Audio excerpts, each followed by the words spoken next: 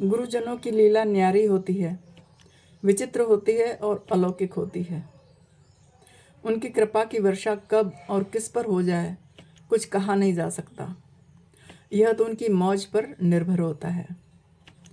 एक समय गुरुदेव जब अमेरिका प्रवास पर थे, तब मुझे अपनी कंपनी की तरफ से मुंबई भेजा गया था एक्यूप्रेशर की ट्रेनिंग के लिए। गुरुदेव की कृपा से वह ट्रेनिंग पूर्ण हो गई। जब गुरुदेव वापस लौटे तो अपनी आदत के अनुसार मैंने उनको उस ट्रेनिंग के विषय में बताया। इस बात को कई दिन बीत गए। मेरा एक नियम था, कार्य पर जाने से पहले घर से निकलकर आश्रम में आकर गुरुदेव के दर्शन करना, प्रणाम करके उनके कमरे को ठीक करना, बिस्तर को व्यवस्थित करके कमरा बुहार देना। यह एक छोटी सी सेवा मुझे प्राप्त थी। उसके पश्चात ही मैं कार्य पर जाती थी।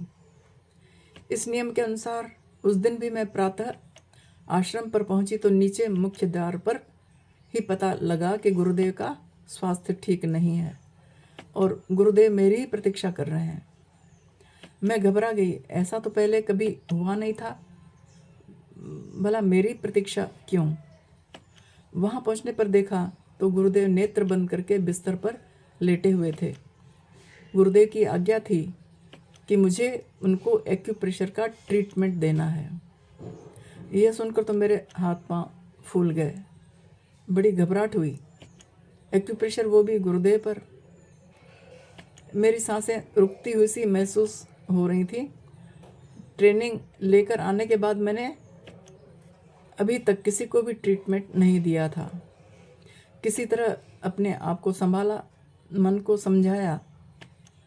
यह तो बड़े गर्व की बात है कि गुरुदेव मुझसे सेवा लेना चाहते हैं, लेकिन फिर भी मेरे होश हवास सही सलामत नहीं थे।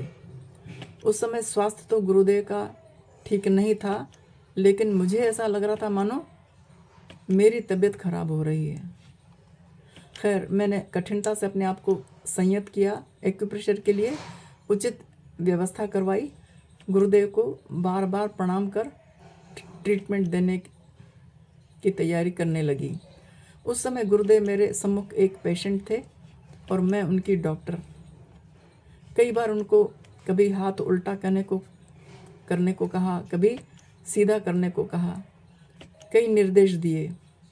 गुरुदेव भी चुपचाप एक छोटे बच्चे के समान आंखें बंद करके मेरे निर्देशों का पालन कर रहे थे। कैसी विचित्र स्थिति थी। कल्पना करके मैं आज भी रोमांचित हो उठती हूँ। ट्रीटमेंट देने में लगभग आधा घंटा तो लगा। उसके पश्चात मैं कार्य पर चली गई। परंतु जब मैं अपने दोपहिए वाहन से कार्य पर जाने लगी तो ऐसा आभास हुआ मानो मैं हवा में उड़ रही हूँ। मेरा शरीर इतना हल्का फुल्का, आत्मा इतनी प्रसन्न, जैसे मुझे कोई अनमोल वस्तु प्राप्त हो गई हो। शाम के समय आश्रम में आई तो पता चला कि गुरुदेव को ट्रीटमेंट से पर्याप्त आराम मिला है।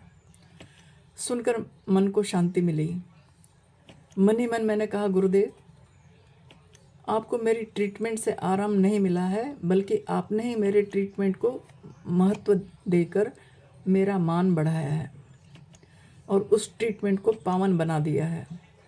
यही कारण था कि उस एक्यूप्रेशर के ट्रीटमेंट से आगे चलकर कई पीड़ितों को लाभ भी पहुंचा था। मेरी वह ट्रेनिंग सार्थक सिद्ध हुई। यह गुरु जी की कृपा थी। धन्य है मेरे गुरुदेव और धन्य है उनकी कृपा। गुरुदेव का जैसा स्वभाव था, गंभीर से गंभीर बात को भी वे बड़ी सरलता से, सहजता से कह देते थे। एक्यूप्रेशर के ट्रीटमेंट के दौरान उन्होंने मुझे कई ऐसी छोटी छोटी बातें कही थी जो मुझे आगे चलकर बड़ी सहायक सिद्ध हुई, क्योंकि उसके बाद भी मैंने गुरु जी पर एक्यूप्रेशर किया था कभी कभी। एक समय उन्होंने मुझसे कहा कि इस बाह में दर्द हो रहा है, परंतु यदि दृढ़ता से इस बात को मान लिया जाए कि ये बाह मेरे शरीर का हिस्सा नहीं है, तो ऐसी दृढ़ धारणा बना लेने के पश्चात वह दर्द भी महसूस नहीं होगा। यह बात कितनी साधारण तथा सरल सी लगती है, लेकिन इसका अर्थ कितना गूढ़ है। आध्यात्मिक महापुरुषों, संत महात्माओं की स्थिति भी ऐसी ही होती है। अपने शुद्ध स्वरूप को पहचान लेने के पश्चात सुख और दुख की ओर उनका ध्यान जाता ही नहीं। इसी तरह एक बार उन्होंने मुझसे कहा कि जो कुछ सामने आता है उसे स्वीकार कर लो, और यदि वह प्राप्त नहीं है तो उसकी इच्छा भी मत रखो। बस इतनी सी तो बात है। यह बात गुरुदेव ने बिना किसी संदर्भ के या बिना किसी भूमिका के मुझसे कही थी। यह बात कितनी महत्वपूर्ण थी और कितनी शास्त्र सम्मत भी, क्योंकि बोधसार में लिखा हुआ है कि आगते स्वागतम कुर्यात, आगते स्वागतम कुर्यात गच्छतम न निवारयेत। अर्थात प्रारब्धवश परिस्थिति रूप से जो कुछ आ जाए उसका स्वागत करें, जाने वाले को रोके नहीं। जो जैसे प्राप्त हो रहा है उसे वैसे ही सहन करें। यही उत्तम तप है। जो कुछ व्यक्ति को प्राप्त होता है वह प्रारब्ध के अनुसार ही प्राप्त होता है, चाहे वह दुख हो चाहे सुख। यदि प्रयत्न करने के बावजूद भी हमारी मनचाही वस्तु उपलब्ध नहीं हो रही है तो उस वस्तु की आसक्ति भी नहीं होनी चाहिए, वरना फिर से एक नई शुरुआत हो जाएगी लेन देन की। फिर से एक नया खेल शुरू हो जाएगा प्रारब्ध का। इसी तरह एक बार उन्होंने मुझसे कहा कि प्रत्येक व्यक्ति के चित्त की अवस्था भिन्न भिन्न होती है।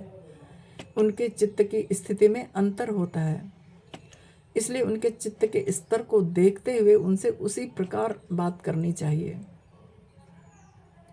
गुरुदेव के इन छोटे छोटे वाक्यों से मुझे बहुत सीखने को मिला। एक बार की घटना मुझे याद आ गई। भेंट तो सभी देते हैं अपने अपने गुरुदेव को, अपने सामर्थ्य के अनुसार तथा अपनी श्रद्धा के अनुसार। मैं दीनहीन और तुच्छ प्राणी भी अपनी मोटी बुद्धि के अनुसार अपना कर्तव्य समझकर कभी कुछ मिठाई या फल ले जाती थी गुरुदेव के पास। एक बार गुरुदेव बड़ी मौज में बैठे हुए थे। मैंने कुछ फल गुरुदेव की सेवा में भेंट किए। गुरुदेव ने मुस्कुराकर बड़ी उन्मुक्तता से कहा, कुसुम, अगर तुम हमें कुछ देना ही चाहती हो तो संतरे लाकर दे दिया करो, हम संतरों का रस ले लेते हैं। मैं बड़ी प्रसन्न हो गई।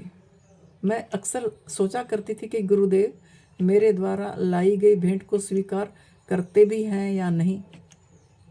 बस मेरे अंतर की बात उन्होंने जान ली थी, इसलिए उन्होंने मुझसे इस प्रकार कहा था। मेरी मनोकामना पूर्ण हुई। शिष्य को तभी खुशी होती है जब उसके द्वारा दी गई भेंट को गुरुदेव स्वीकार करें। मुझे भी हार्दिक प्रसन्नता हुई। बात संतरों की नहीं थी। गुरुदेव को क्या संतरों की कमी थी? मैंने देखा था फलों के भंडार भरपूर रहा करते थे गुरुदेव के। गुरुदेव खुले हाथों से उन्हें बांटते थे। बात अगर थी तो बस मेरे ऊपर कृपा करने की। गुरुदेव आत्मकाम होते हैं, अर्थात उन्हें संसार की किसी भी वस्तु की कोई कामना, कोई चाह, कोई इच्छा नहीं होती। फिर भी वह शिष्यों द्वारा दी गई भेंट को स्वीकार करते हैं। वह केवल शिष्य के प्रति करुणा ही होती है, उनके कल्याण के लिए ही उन पर कृपा करते हैं। स्वामी समर्थ रामदास ने अपने शिष्य शिवाजी के द्वारा उनके राज्य को ग्रहण करके उनका कल्याण ही तो किया था। गुरु का उद्देश्य शिष्य के हृदय को निर्मल करना होता है। उसका आध्यात्मिक उत्थान ही वे चाहते हैं। जिस पर कृपा करनी होती है उसे वे स्वयं ही अवसर प्रदान कर देते हैं। इसी प्रकार एक गुरु बहन, उनको गुरुदेव ने एक बार कहा कि वे उसके घर भोजन करने आएंगे। उस बहन ने उन्हें निमंत्रण नहीं दिया। गुरुदेव ने स्वयं कहा कि वो उनके घर भोजन करने के लिए आएंगे और लगभग 40 व्यक्तियों का भोजन तैयार करने के लिए कहा।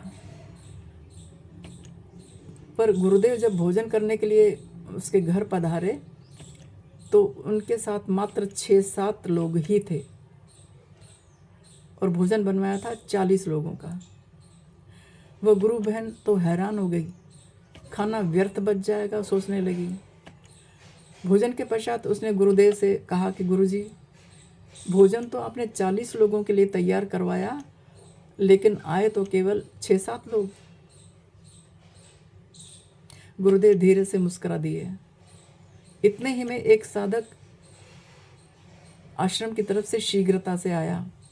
उसने गुरुदेव को एक संदेशा दिया कि आश्रम में 2 गाड़ियां भरकर बाहर से साधक लोग अचानक आ गए हैं, आने की पूर्व सूचना भी नहीं थी, तो भोजन की व्यवस्था करनी होगी उनके लिए।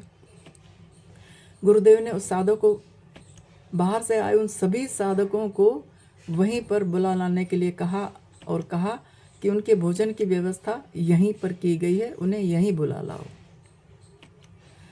अब गुरुदेव ने हंसते हुए उस गुरु बहन से कहा कि अब तो तुम्हारा भोजन व्यर्थ नहीं जाएगा ना।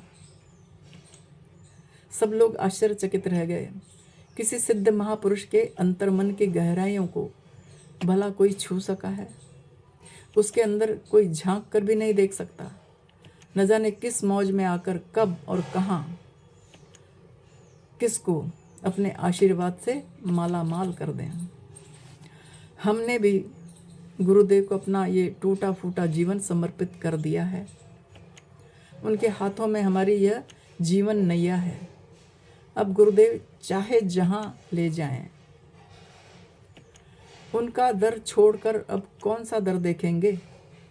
किसी ने कहा है, उनका दर छोड़कर अब कौन सा दर देखेंगे, अब तो जो कुछ भी हो अंजाम में सफ़र देखेंगे।